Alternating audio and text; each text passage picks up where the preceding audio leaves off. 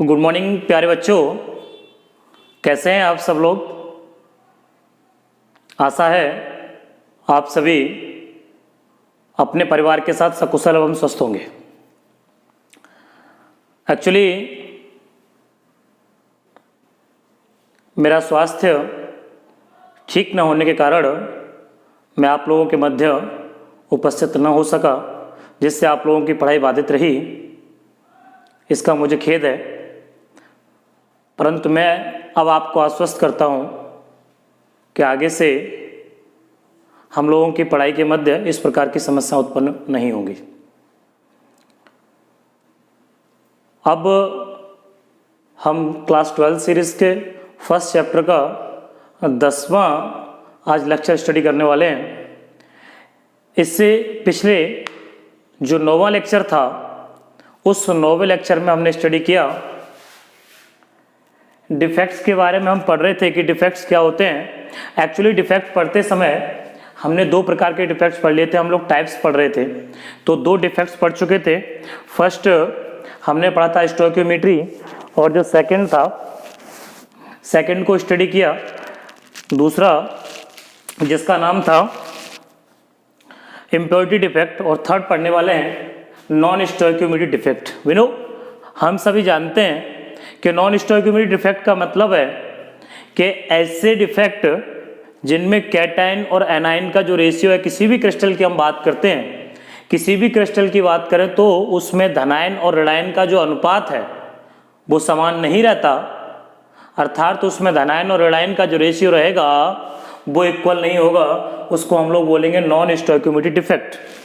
ये दो टाइप्स के होते हैं, एक मेटल एक्सिस डिफेक्ट अर्थात धातु अधिकता दोष, और दूसरे मेटल डिफिशिएंट या कह सकते हैं डेफिशिएंट या मेटल डिफिशियंसी डिफेक्ट, जिनको धातु न्यूनता दोष के नाम से जानते हैं। तो सबसे पहले हम बात करते हैं धातु अधिकता दोष की। एक्चुअली मेटल एक्सिस डिफेक्ट क्या होते हैं। तो देखिए, मेटल एक्सिस डिफेक्ट को ठीक से समझने के लिए आपने को पता होना चाहिए कि मेटल का मीन्स क्या है। एक्चुअली मेटल, और मैं बात कर रहा हूं कि मेटल एक्सिस अर्थात धातु अधिकता, तो धातु अधिक की दोष कैसे फॉर्म होगा। इस प्रकार के डिफेक्ट में हम ये कह सकते हैं कि जो कैटायन है वो जब एनायन से अधिक हो जाएगा, अर्थात धनायन ऋणायन की अपेक्षा अधिक होगा, तो हम ये मानेंगे कि उसमें धनायन का पार्ट अधिक है। और बिनो हम सब जानते हैं, लाइक जैसे सोडियम एक मेटल है, अगर बेटे ये इलेक्ट्रॉन एक लूज करता है तो लूज करने के बाद बनाता है धनायन, और जिन सबस्टांस में कैटायन बनाने की टेंडेंसी होती है इलेक्ट्रॉन लूज करके, उनको हम लोग मेटल कहते हैं। तो अपने को ये पता होना चाहिए कि इसमें जो मेटल वाला पार्ट्स है अर्थात जो कैटायन है वो जब अधिक हो जाएगा तब हम ये मानेंगे कि उसमें मेटल क्या है, एक्सिस अमाउंट में है। और जब मेटल एक्सिस अमाउंट में होगा तो इस प्रकार का जो डिफेक्ट होगा वो मेटल एक्सिस डिफेक्ट माना जाएगा। अब जब मेटल एक्सिस डिफेक्ट होगा तो मेटल भी एक्सिस डिफेक्ट होते हैं, तो वो टू टाइप्स में रहते हैं। फर्स्ट वन रहता है metal excess defect due to anionic vacancies. इसका मतलब है ऋणायनिक पार्ट के कारण। ध्यान रखना मैं क्या कह रहा हूं, जिसमें कैटायन वाला पार्ट्स अधिक होगा। ये दो टाइप्स के हैं। First one metal excess defect due to anionic vacancies.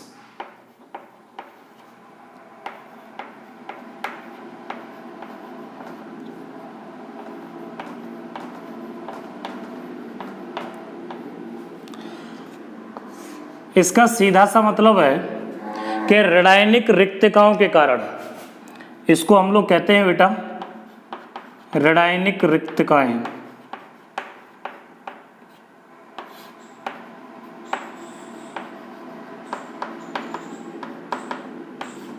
तो जो ऋणायनिक रिक्तताएं हैं उनके कारण जब धातु अधिकता दोष होता है, मेटल एक्सिस डिफेक्ट आता है, तो उसको हम लोग कहते हैं धातु अधिकता दोष ड्यू टू अनायनिक वैकेंसीज।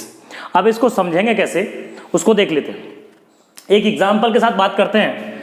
जैसे हमने NaCl की बात की, NaCl सोडियम क्लोराइड, इसमें दो प्रकार के आयंस हैं। First Na plus and another one Cl minus. ये कैटायन है और ये एनायन है। इसका मीन्स क्या है कि हम इसका अगर एक क्रिस्टल बनाएं तो इस तरह का क्रिस्टल फॉर्म होगा Na plus Cl minus Na plus Cl minus Cl minus Na plus Cl minus Na plus Na plus Cl minus Na plus और Cl minus Cl minus Na plus Cl minus Na plus. Yes, अगर ये sodium chloride का ये crystal है, मैं अगर ये कहूँ इस समय Na प्लस और जो Cl माइनस है उन दोनों का जो कैटाइंस और एनाइन का जो रेशियो है 1 2 3 4 5 6 7 8, इसका मतलब 8:8 का है। हम ये कह सकते हैं कि 8/8 या 1:1 का ये रेशियो इस समय इसमें प्रेजेंट है। देन ये सोडियम क्लोराइड का एक क्रिस्टल है। अगर हम इसमें ये माने कि इस प्रकार का डिफेक्ट फॉर्म होगा, तो इस प्रकार का डिफेक्ट फॉर्म होने के लिए क्या होना चाहिए कि यहाँ जो Na प्लस वाला पार्ट्स है, ये वाला पार्ट्स जब कम हो जाएगा तो हम ये मान लेंगे कि इसमें जो Na प्लस वाला पार्ट्स है वो ज़्यादा अमाउंट में आ गया। और Na प्लस वाला पार्ट्स ज़्यादा अमाउंट में कब आएगा, और हमने क्या लिखा है, ड्यू टू एनायनिक वैकेंसीज। उसमें ड्यू टू एनायनिक वैकेंसीज का मतलब जो नेगेटिव पार्ट है, एनाइन वाला पार्ट से Cl माइनस, वो यहाँ से अपना स्थान छोड़ के चला जाए, तब हम ये मानेंगे कि इसमें से एनायनिक वाला पार्ट्स जो है वो कम हो गया। और जब अनायनिक पार्ट्स कम होगा तो जो कैटायनिक पार्ट है वो बढ़ जाएगा, और इसी को हम लोग कहने वाले हैं नॉन स्टोइकियोमेट्री डिफेक्ट। कैसे, इसको समझें। अभी आप देख रहे हैं, इसको थोड़ा सा ठीक से समझें। इसमें Cl माइनस है, मैंने बात की Cl माइनस की। Cl माइनस अपना अगर स्थान छोड़े तो वो कैसे छोड़ेगा, थोड़ा इसको ठीक से समझें, इंपॉर्टेंट भी है। अगर Cl माइनस की बात करूं कि मैं ये Cl माइनस यहाँ से अपना स्थान छोड़ना चाहता है, अगर इसको स्थान छोड़ना है तो किस प्रकार से स्थान छोड़ेगा। इसका मीन्स क्या है कि अगर मैं इसको सोडियम क्लोराइड को यहाँ से, इस Cl माइनस को यहाँ से हटाना चाहूँ, बाहर निकालना चाहूँ, तो कैसे निकलेगा।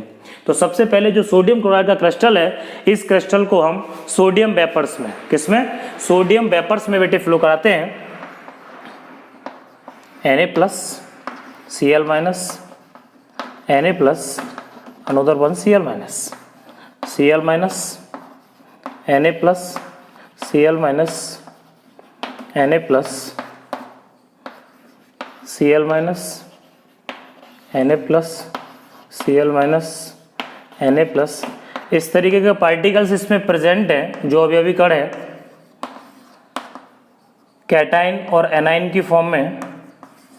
अब मैंने आपसे कहा कि मैंने इसे किस में फ्लो कराया, सोडियम जो वेपर्स है, इसमें सोडियम वेपर्स Na की वेपर्स में। थोड़ा ठीक से समझ रहे, अगर मैं इसको Na की वेपर्स में, सोडियम की वेपर्स में जो वाष्प है, अगर सोडियम की वाष्प में हम इससे फ्लो कराते हैं, जब ये सोडियम की वाष्प में जाएगा तो यहाँ से क्या होगा कि जो Cl माइनस है, Cl माइनस बेटे इसमें गलत लिख गया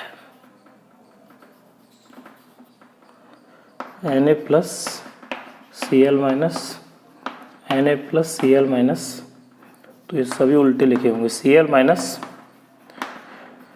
इसमें कुछ नहीं है, ये थोड़ा सा आगे पीछे बन गया, कोई फर्क नहीं। देखिए यहाँ से जो Cl माइनस को निकलने का मतलब क्या है कि Cl माइनस केवल तभी बाहर आ सकता है जब Na के द्वारा, अगर Na प्लस जो सोडियम क्रिस्टल है, अगर सोडियम की जगह सोडियम कैटाइंस फॉर्म हो जाए। इसका मीन्स क्या है कि जो सोडियम है सबसे पहले वो एक इलेक्ट्रॉन यहाँ से लूज करेगा, और लूज करने के बाद यहाँ बेटे सोडियम Na प्लस इसको फॉर्म करेगा। अगर ये Na प्लस फॉर्म करके एक इलेक्ट्रॉन लूज करता है तो जो यहाँ से Cl माइनस है वो Cl माइनस इस Na प्लस के साथ NaCl की फॉर्म में बाहर हो जाएगा। यस और नो। मैंने क्या कहा, यहाँ से पहले सोडियम ने एक इलेक्ट्रॉन लूज किया और कैटाइंस फॉर्म किया। जब कैटाइंस फॉर्म किया तो जो Cl माइनस है वो Na प्लस के साथ एक इलेक्ट्रॉन लूज करके NaCl की फॉर्म में, जो Na प्लस की फॉर्म में बन जाएगा। तो Na प्लस इस Cl के साथ बाहर आ जाएगा, देन वो NaCl फॉर्म करेगा। अब होता क्या है कि जब यहाँ से इलेक्ट्रॉन निकल जाएगा तो ये पार्ट्स हो गया ब्लैंक। अब जो ये पार्ट्स ब्लैंक हो गया, यहाँ डिफेक्ट फॉर्म हो गया। अब इस डिफेक्ट को यहाँ से जो सबस्टांस है, जो क्रिस्टल है, उसकी इलेक्ट्रिकल न्यूट्रलिटी बरकरार रखने के लिए, अर्थात उसकी विद्युत उदासीनता बनाए रखने के लिए हम क्या करेंगे, ये जो इलेक्ट्रॉन्स है वो बेटे इलेक्ट्रॉन इस जगह इसका स्थान ले लेता है और ये स्थान लेने के बाद यहाँ से जो सनलाइट है उसको अब्जॉर्ब करने का काम करता है। अर्थात ये इलेक्ट्रॉन्स जो है वो सनलाइट को अब्जॉर्ब करेगा। जब अब्जॉर्ब करेगा तो अब्जॉर्ब करने के बाद यहाँ से कलर शो करने लगेगा। ध्यान रखना ये कलर शो करता है, इसी को हम लोग एफ सेंटर के नाम से भी जानते हैं। कलर शो करता है, इसको हम लोग एफ सेंटर के नाम से भी जानते हैं, जिसको हम लोग फार्वन जेंटर के नाम से भी जानते हैं। इस बात का अपने को ध्यान रखना है, इसको एफ सेंटर या कलर सेंटर के नाम से भी जानते हैं। कलर सेंटर इसलिए क्योंकि इस समय इसका जो कलर होगा वो कलर होता है, अगर हम सोडियम की बात करते हैं कुछ एग्जांपल्स के साथ, मैंने भी बात की सोडियम क्लोराइड को अगर आप सोडियम वेपर्स में लेते हो तो इस समय जो इसका कलर आता है वो कलर होता है बेटे, ये कलर आता है येलो, तो येलोइश कलर। अगर हम बात करें अनोदर एग्जांपल की तो लिथियम क्लोराइड को अगर लेंगे तो लिथियम की वेपर्स में लेने पर तो ये कलर आता है पिंक। दूसरा एग्जांपल आप सेम इसी की तरह यहाँ Na+Cl- की जगह अगर आप लिथियम क्लोराइड लेते तो सेम यही आता। यदि आप पोटेशियम क्लोराइड KCl को लेते हो और पोटेशियम वेपर्स में लेते हो, ये बेटे वेपर्स हैं और इस तरफ कलर है, तो ये वायलेट कलर अर्थात तो बैंगनी जो कलर है उसको शो करेगा। तो इस तरीके से इस प्रकार के जो डिफेक्ट हैं उनमें अब जब मेटल्स का पार्ट है आप देखेंगे कि यहाँ से जो रेशियो होगा Na+ और Cl- का वो रेशियो चेंज हो जाएगा। अब ये रेशियो रहेगा 8/7 अर्थात तो 8:7। इसका मतलब है कि इसको हम लोग कहने वाले हैं कि ये नॉन स्टोइकियोमेट्री डिफेक्ट के अंतर्गत आता है, बिकॉज क्योंकि यहाँ धनायन और ऋणायन दोनों का जो रेशियो है वो परिवर्तित हो जाता है। ठीक, अब बात करते हैं हम लोग नेक्स्ट की, जो दूसरा है इसके बाद सेकंड है metal excess defect due to extra cation.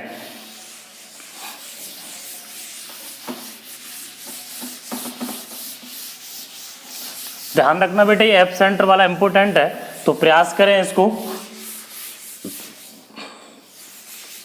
Types मैंने लास्ट लेक्चर में बता दिए थे, तो ड्यू टू एक्स्ट्रा कैटायन,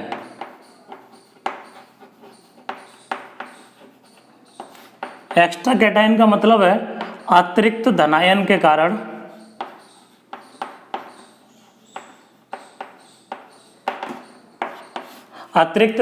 कारण धातु अधिकता दोष। अब अतिरिक्त धनायन का मतलब क्या है, जैसे हमने फ्रैंकल डिफेक्ट पढ़ा था, तो फ्रैंकल डिफेक्ट में उसके इंटरस्टिशियल साइट पढ़ाया था। मैं यहां लिखना चाहूं तो इसको और आगे बढ़ा सकता हूं, इन इंटरस्टिशियल साइट, मैं यहां लिख दे रहा हूं इन इंटरस्टिशियल साइट। इसका मतलब है अंतराकाशी स्थल, अंतराकाशी स्थल पर अतिरिक्त धनायन आएगा और आने के बाद, जैसे एक छोटे से एग्जांपल की बात कर लेते हैं, A+, B-, A+, B-, B-, A+,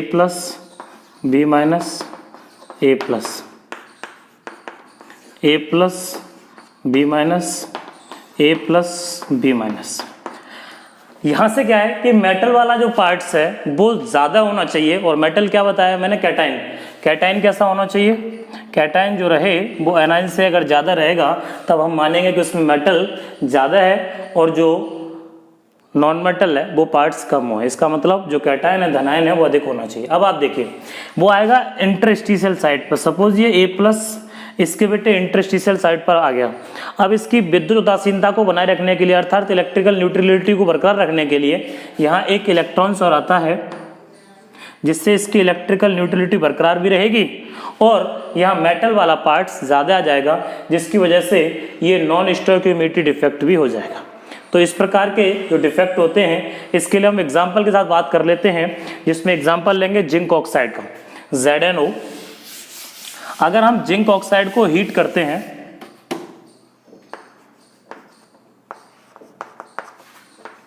तो आप देखेंगे कि जिंक ऑक्साइड को हीट करने पर Zn2 plus half O2 plus 2 electron, इस तरह का एक रिएक्शन आपको मिलेगा जिसमें Zn++ वाला ये वाला पार्ट्स इस तरीके से रहेगा, Zn2 प्लस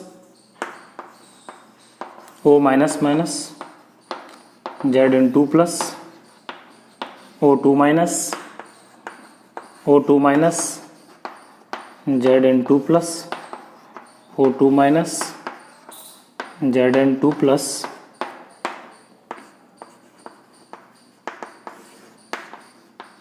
O2 माइनस,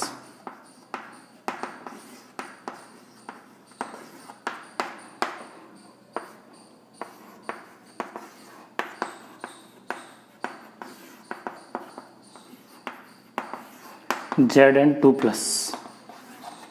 अब इस समय आप देख रहे हैं रेशियो Zn2 प्लस और O माइनस माइनस का जो रेशियो है वो 8:8 का है। 8:8 का रेशियो का मतलब 1:1 है। इसको हम लोग कहते हैं, इस समय इस प्रकार का जो क्रिस्टल है, जैसे ही हमने इसको हीट किया तो हीट करने पर यहाँ से 2 इलेक्ट्रॉन लूज होंगे, ये ऑक्सीजन जो है वो गैसियस फॉर्म में बेटे बाहर चली जाएगी, तो यहाँ बचेगा Zn++ और 2 इलेक्ट्रॉन्स। जब वो इसमें आएंगे तो वो किसी इसके इंटरस्टिशियल साइड पर Zn++ अगर आ जाता है तो जो 2 इलेक्ट्रॉन्स है, अब इलेक्ट्रॉन इसको बरकरार रखने के लिए एक इलेक्ट्रॉन इस तरफ आ जाता है और एक इलेक्ट्रॉन इस तरफ आ जाता है। इससे क्या होगा कि इसकी विद्युत उदासीनता भी बनी रहेगी, और विद्युत उदासीनता बने रहने के कारण भी विद्युत उदासीनता भी बनी रहेगी, लेकिन यहाँ Zn++ वाला पार्ट्स जो है वो अब यहाँ से जो Zn++ वाला पार्ट है वो अधिक हो गया। इसका मतलब जो मेटल है, मेटल एक्सिस में आ गया, और मेटल जब एक्सिस में अर्थात अधिकता में जब आ जाता है तो हम उससे कहते हैं धातु आधिक्य दोष, अर्थात मेटल एक्सिस डिफेक्ट। अब ये आया किसके कारण है? ड्यू टू एक्स्ट्रा कैटायन, क्योंकि Zn++ एक्स्ट्रा कैटायन की फॉर्म में यहाँ एंट्री किया हुआ है, तो इसलिए हम इसको कहेंगे कि metal excess defect due to extra cation. और वो किस पर आया है? इंटरस्टिशियल साइड पर आया है। इसलिए इस प्रकार के जो डिफेक्ट होते हैं उनको, अब इनका जो रेशियो है वो डिफरेंट है, क्योंकि पहले जो रेशियो था Zn++ और माइनस माइनस का, वो रेशियो था, इस जो रेशियो है वो था 8:8 का, लेकिन इस समय जो रेशियो है वो है आफ्टर डिफेक्ट Zn++ और माइनस माइनस का रेशियो 8:7। इसलिए यहाँ पर जो मेटल वाला पार्ट्स ज़्यादा है देन, या ये कह सकते हैं कि यहाँ जो कैटाइंस और एनाइंस है दोनों का रेशियो डिफरेंट है, इसलिए इस प्रकार के डिफेक्ट को हम लोग नॉन स्टोइकियोमेट्रिक डिफेक्ट के नाम से भी जानते हैं। ठीक, अब हम बात करने वाले हैं नेक्स्ट, जो अब बात करेंगे धातु न्यूनता दोष की, मेटल डिफिशियंसी डिफेक्ट।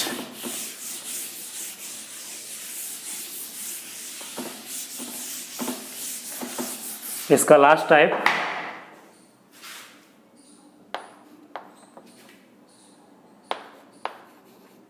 धातु न्यूनता दोष, मेटल डेफिशिएंट लिख दो या डिफिशियंसी। अब देखिए, मेटल डिफिशियंस डिफेक्ट का मतलब है यहाँ अब जो कैटाइंस है वो एनाइन के कंपेयर, इसका मतलब यह है कि जो एनाइन वाला पार्ट्स है वो कैटाइन वाले पार्ट से ज़्यादा होना चाहिए, तब हम इस प्रकार के डिफेक्ट को ये मानेंगे कि वो मेटल डिफिशिएंट डिफेक्ट कहलाएगा। ठीक, अब बात करने वाले हैं कि यहाँ जो एनाइन वाला पार्ट्स है वो ज़्यादा कैसे आएगा। इसका मतलब नेगेटिव पार्ट ज़्यादा रहे और जो पॉजिटिव पार्ट है वो कम रहे। लाइक अगर हम एग्जाम्पल की बात करें तो इसमें इस तरीके के एग्जाम्पल ले सकते हैं FeO, क्योंकि आप देखते हैं कि FeO का जो क्रिस्टल है आफ्टर सम टाइम, कुछ समय बाद आप इसको देखते हैं कि ये बन जाता है Fe 0.96O 1.00, इस तरह के डिफेक्ट फॉर्म होते हैं। इसका मतलब क्या है कि इस तरह के डिफेक्ट में जो कैटाइंस और एनाइंस है, इसमें जब भी पॉजिटिव वाला पार्ट्स जो मेटल वाला पार्ट्स है या कैटाइन कह सकते हैं, कैटाइन जब अपना चार्ज छोड़ता है तो उसी के इक्वल चार्ज वाले, जैसे सपोज मैं एक स्पीसीज के साथ आपको समझाने का प्रयास करता हूं। मेरे पास इस तरह की कोई स्पीसीज है A+, B-, ये कोई क्रिस्टल है।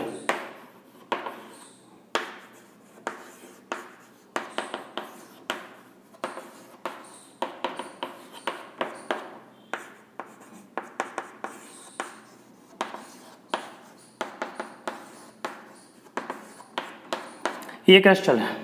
अगर मैं आपसे ये कहता हूँ कि इसमें मैंने यहाँ से ये 2A+ वाले पार्ट्स यहाँ से हट जाते हैं, तो जाहिर सी बात है मेटल कम हो गया, लेकिन इसकी इलेक्ट्रिकल न्यूट्रलिटी गड़बड़ हो गई, इसलिए उसको बैलेंस करने के लिए क्या करेंगे, यहाँ एक जगह A++ आइंस फॉर्म हो जाएगा, जिससे कि A++ जिसका जो चार्ज है वो 2 पॉजिटिव चार्ज है, इसकी जगह से जो 2A+ हटे थे, अब इससे भी क्या होगा कि 2A+ आपस में इक्वल हो जाएंगे। इसका मतलब जो है अब ये इलेक्ट्रिकल न्यूट्रलिटी इसमें बरकरार रहेगी।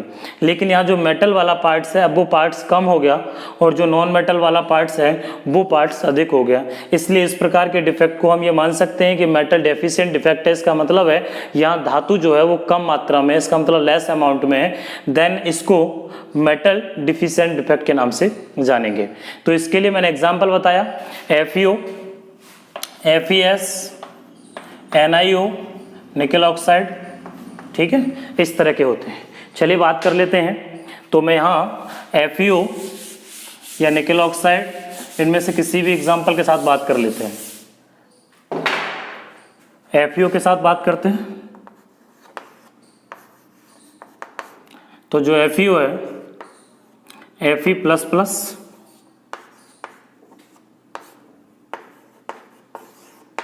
O-, Fe++, O-, O-,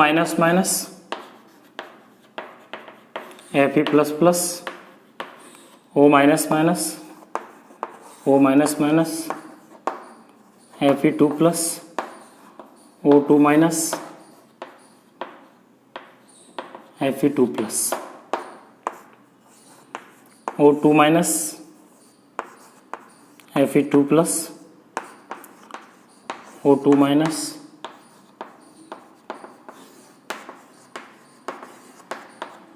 इस तरह की कोई भी एक अपने पास एक क्रिस्टल दे रखा है। अब इस क्रिस्टल से जो Fe++ है इसके इक्वल हमने ये कहा, चलो एक और बना लो, O-, Fe2+, O2-,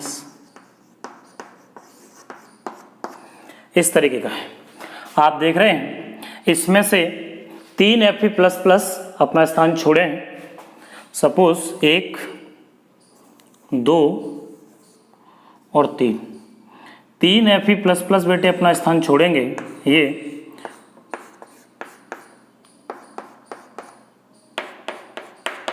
इनकी जगह इलेक्ट्रिकली इसको न्यूट्रल बनाने के लिए यहाँ आप देखते हैं कि इसमें जो ये था, ये 3 पोर्शन जो दे रखे हैं, इनकी जगह Fe++ वाले कोई भी 2 कैटायन इनका स्थान ले लेते हैं। मीन्स ये कि Fe2+, O2-, अब यहाँ Fe2+ की जगह Fe++ आ गया, O2-, O2-, Fe2+, O2-, Fe2+, यहाँ से हटा है O2-, Fe2+, O2-,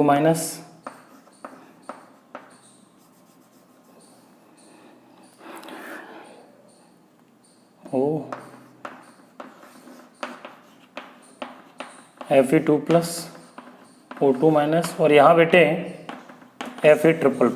अब आप देख रहे हैं यहाँ ये अपने बैक एंड पार्ट है, यहाँ Fe++ और Fe++ 2 आइंस ऐसे आ गए जो 3 और 3 6। इसका मतलब है 2 Fe++ आने से जो टोटल चार्ज हो गया वो +6 हो गया, जबकि यहाँ से 3 Fe2+ कम हुए थे, लेकिन टोटल चार्ज कितना रहा, हमने प्लस पॉजिटिव 6 चार्ज कम किया और प्लस 6 पॉजिटिव जो चार्ज है वो इंक्रीज किया। इसका मतलब है वो दोनों चार्ज आपस में इक्वल हो गए। यहाँ से आप देख रहे थे, इसमें मैंने Fe2+ लिए थे, आप यहाँ देख रहे थे ये वाला, तो ये 3 स्थान छोड़ेगा, तब उसकी जगह 2 स्थान ट्रिपल प्लस चार्ज के यहाँ से +6 चार्ज इसमें आ जाएगा। अब आप देख रहे हैं